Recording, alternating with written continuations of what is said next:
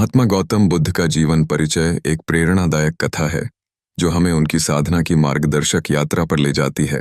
उनका जन्म लुम्बिनी में लगभग 563 ईसा पूर्व हुआ, जहां रानी महामाया ने उन्हें जन्म दिया। राजकुमार सिद्धार्थ के रूप में उनका पालन पोषण हुआ, जहां उन्होंने ऐश्वर्य और सुख संपत्ति का अनुभव किया, लेकिन उनका मन सांसारिक जीवन की अस्थिरता और दुख के बारे में सोचने लगा। विवाह के बाद सिद्धार्थ ने यशोधरा से विवाह किया और उनके पुत्र राहुल का जन्म हुआ। लेकिन जब सिद्धार्थ संसार में फैले दुख को देखा तो उन्होंने राजसी जीवन का त्याग करने का निर्णय लिया। अपने परिवार को छोड़कर उन्होंने तपस्या की राह चुन ली।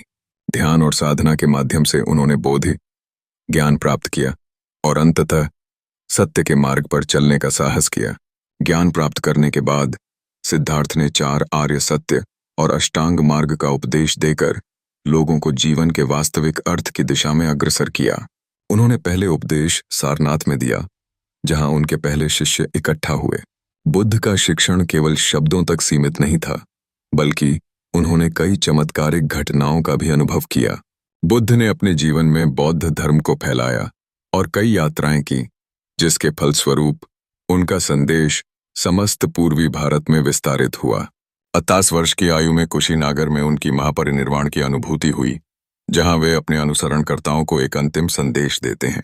उनके अवशेषों को विभिन्न समूहों में वितरित किया गया, जो आज भी पवित्र स्थलों के रूप में मान्यता प्राप्त हैं। महात्मा बुद्ध का जीवन हमें यह सिखाता है कि दुख का कारण जानकर ही उससे मुक्ति पाई जा सकती है। उनकी शिक्षाएं आज भी विश्व भर में महत्वपूर्ण हैं और बौद्ध धर्म को अनेक रूपों में संरक्षित किया गया है। उनके द्वारा प्रस्तुत अष्टांग मार्ग और 4 आर्य सत्य साधना करुणा और विवेक का मार्ग प्रशस्त करते हैं, जिससे हम अपने जीवन को और बेहतर बना सकते हैं। बुद्ध की शिक्षाएं समकालीन संदर्भ में भी महत्वपूर्ण हैं, जिससे हमें मानसिक स्वास्थ्य और नैतिकता में संतुलन बनाए रखने में सहायता मिलती है।